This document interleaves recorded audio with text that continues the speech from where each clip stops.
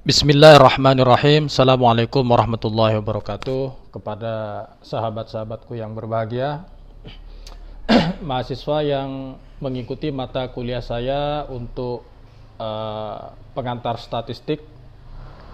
Pada kesempatan kali ini saya akan menjelaskan tentang kisi-kisi ujian tengah semester yang akan saya ujikan kepada teman-teman.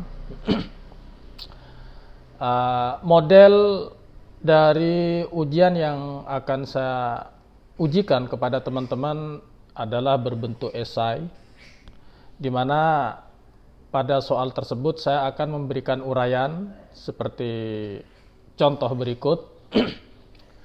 Kemudian dari uraian ini saya akan menanyakan beberapa hal terkait dengan materi-materi yang sudah kita diskusikan bersama, baik di kelas dengan tatap muka langsung ataupun sisa pertemuan melalui SSO. Jadi pada soal saya akan memberikan uraian sebuah narasi singkat tentang fenomena aktual saat ini, yaitu virus corona.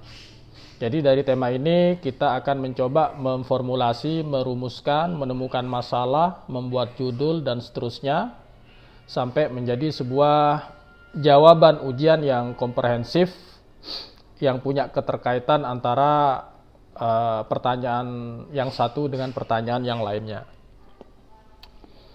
Jadi dari uraian ini ada 4 hal. Yang pertama yang ingin saya tanyakan ke teman-teman. Yang pertama adalah berdasarkan uraian di atas. Berdasarkan uraian ini, setelah teman-teman baca dengan baik, simak, mencermati dan memahaminya, maka pertama saya akan menanyakan atau menguji pada teman-teman untuk menemukan variabel baik yang tekstual atau tersurat.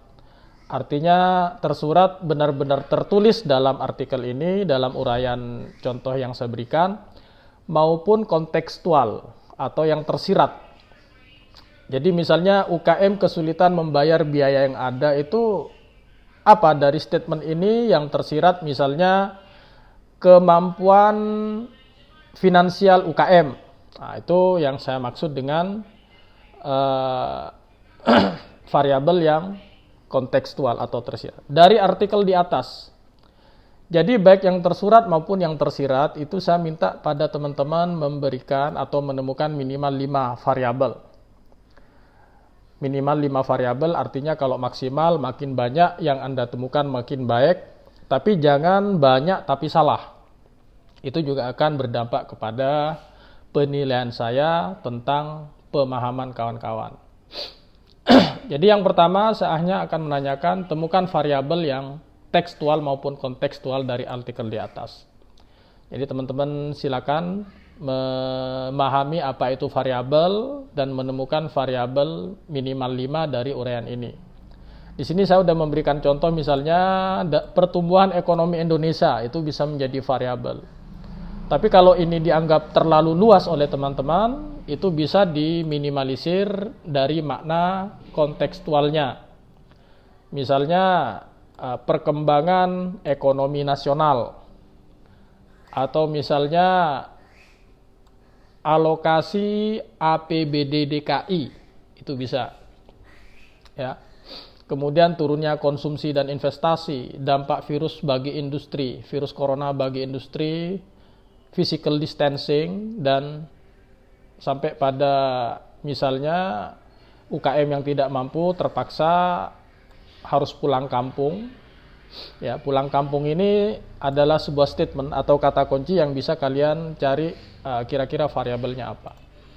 Jadi saya kira untuk soal 1A itu tidak ada masalah, teman-teman bisa menemukannya dengan mudah. Lanjut pada soal nomor 2.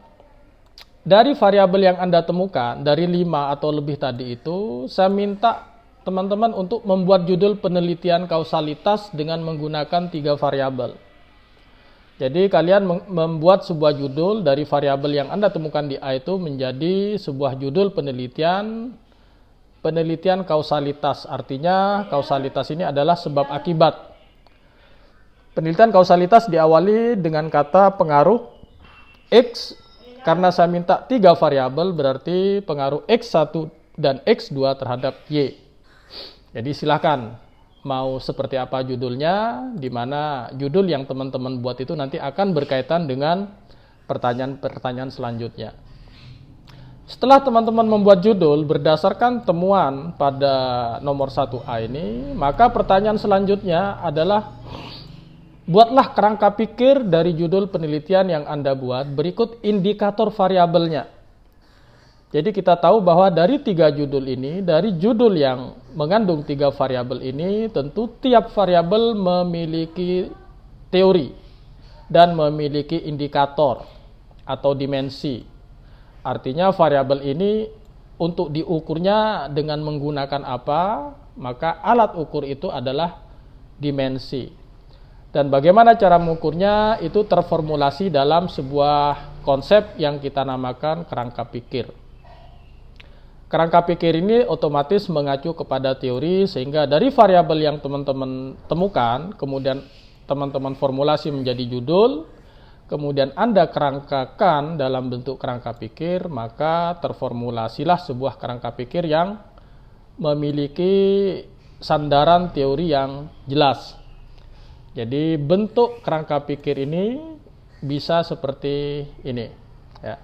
Jadi teman-teman pada soal 1C harus menemukan sebuah konsep dari judul yang Anda buat, X1-nya apa, X2-nya apa, dan Y-nya apa. Namun pada tiap variabel itu Anda harus memunculkan dimensi, di mana dimensi ini teman-teman cari teorinya. Jadi teorinya jangan sampai ngawur. Teman-teman boleh cari dari berbagai referensi sehingga Anda menemukan bahwa variabel X1 Anda itu teorinya apa, dasar dimensinya, itu pendapat siapa, begitu juga X2 dan variabel Y. Kemudian pertanyaan terakhir pada poin 1 adalah berdasarkan judul yang Anda buat, ya, pada nomor B, judul yang Anda buat, itu buatlah argumentasi ilmiah mengapa judul Anda itu penting.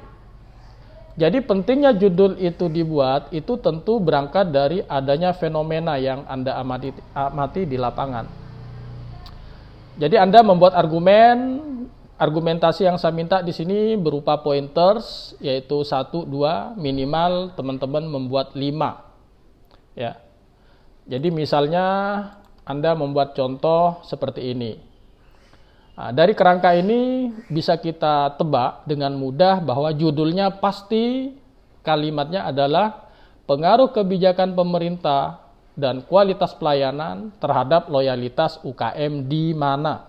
Objeknya harus dijelaskan, misalnya di Kecamatan Jakarta Pusat atau Cempaka Putih Jakarta Pusat atau di mana. Jadi yang saya minta pada poin 1D adalah dengan judul Anda itu kira-kira ada masalah apa sih sehingga teman-teman tertarik untuk membuat judul ini. Misalnya loyalitas UKM itu rendah yang diakibatkan kualitas pelayanan yang juga rendah. Sehingga pada poin 1D teman-teman bisa menjelaskan bahwa fenomena yang peneliti temukan di lapangan adalah 1, kurangnya sosialisasi pada SOP pelayanan pemerintah sehingga menyebabkan UKM tidak memahami dan terjadi miskomunikasi di lapangan. Itu misalnya salah satu contoh dari bagaimana teman-teman menemukan fenomena dari hasil observasi terkait judul yang teman-teman buat. Jadi saya kira itu petunjuk dari soal nomor 1 yang bisa teman-teman jawab berdasarkan artikel yang sudah saya siapkan. Masuk ke nomor 2, saya akan menanyakan asumsikan. Jadi seolah-olah dari judul yang teman-teman buat dengan kerangka yang sudah ada, yang merujuk pada teori sampai teman-teman menemukan fenomenanya apa, sehingga penelitian itu menjadi penting, maka saya juga berikutnya saya akan menanyakan seolah-olah judul Anda itu sudah punya data primer. Jadi dari judul itu berdasarkan kerangka yang kemudian teman-teman membuat sebuah kuesioner, asumsikan bahwa sudah terkumpul jawaban dari 30 responden dan ini saya lampirkan. Kemudian yang saya minta adalah buat analisis atau analisa statistik berdasarkan data tersebut untuk mengetahui apakah data yang diperoleh itu telah memenuhi persyaratan normalitas, berarti teman-teman harus melakukan uji normalitas data. Kemudian bagaimana dengan validitasnya dan reliabilitasnya, berarti teman-teman melakukan uji validitas dan reliabilitas. Kemudian materi terakhir yang saya sampaikan, bagaimana dengan mengetahui berapa persen pengaruh X1 terhadap Y dan X2 terhadap Y, itu dengan analisis regresi linier sederhana. Jadi di sini saya meminta teman-teman menggunakan aplikasi SPSS untuk bisa menjawab soal nomor 2 berikut interpretasinya. Jadi dari hasil yang sudah Anda lakukan, hasil analisis pada uji normalitas, interpretasinya seperti apa, validitas, reliabilitas juga demikian, sampai pada regresi linier sederhana. Jadi pada ujian tengah semester ini saya mencukupkan pada analisis regresi linier sederhana. Baru nanti pertemuan berikutnya setelah UTS mungkin saya akan menjelaskan keseluruhan hasil analisis apa lagi yang harus dilakukan sehingga mampu menjawab pertanyaan penelitian. Terkait dengan data yang sudah saya lampirkan, itu juga akan saya share pada hari dan jam ketika ujian pada kelas teman-teman dimulai. Jadi di sini saya sudah menyiapkan data dalam bentuk Excel yang tinggal kalian masukkan pada sistem SPSS. Namun di sini untuk menguji pemahaman teman-teman, saya membagi data primer ini menjadi sheet 1 dan sheet 2, di mana sheet 1 adalah untuk mereka yang nomor urut absennya genap, dan sheet 2 untuk mereka yang nilai absennya ganjil. Genap atau ganjil itu bisa teman-teman lihat di SSO masing-masing. Jadi kalau misalnya nomor absen Anda itu 9, berarti Anda ganjil, berarti sheet 2 yang harus teman-teman lakukan analisis. Dan ketika nilai absen Anda 10 misalnya berarti genap, maka sheet 1 yang kalian analisis. Oke. Jadi itu yang ingin saya tanya pada ujian tengah semester kali ini. Saya harap semuanya teman-teman mampu menjawab ini dengan baik, sehingga tidak ada dari kawan-kawan itu yang mendapat nilai rendah. Saya berharap semua kelas mendapatkan nilai A, dan kalau ada yang masih kurang dipahami bisa berkonsultasi dengan teman-teman yang lain atau bisa langsung ke saya. Kemudian bagaimana tutorial melakukan uji normalitas, validitas sampai pada regresi linier sederhana, teman-teman juga dapat langsung melihat tutorial yang sudah saya siapkan pada YouTube saya, yaitu Y2K Statistik. Di sini saya memberikan beberapa tutorial tentang uji hipotesis, regresi linier sederhana, sampai pada bagaimana memformulasi judul, seperti menjawab pertanyaan nomor 1B misalnya. Kemudian bagaimana melakukan uji validitas dan reliabilitas. Jadi semuanya sudah saya siapkan bahan bakunya untuk teman-teman, sehingga teman-teman mampu menjawab pertanyaan yang saya berikan. Demikian tutorial atau kisi-kisi dari ujian yang bisa saya sampaikan. Terima kasih. Selamat mengerjakan UTS dengan baik. Semoga teman-teman diberi kemudahan dan kesuksesan dalam menjalankan UTS untuk mata kuliah saya dan mata kuliah yang lain. Terima kasih. Assalamualaikum warahmatullahi wabarakatuh.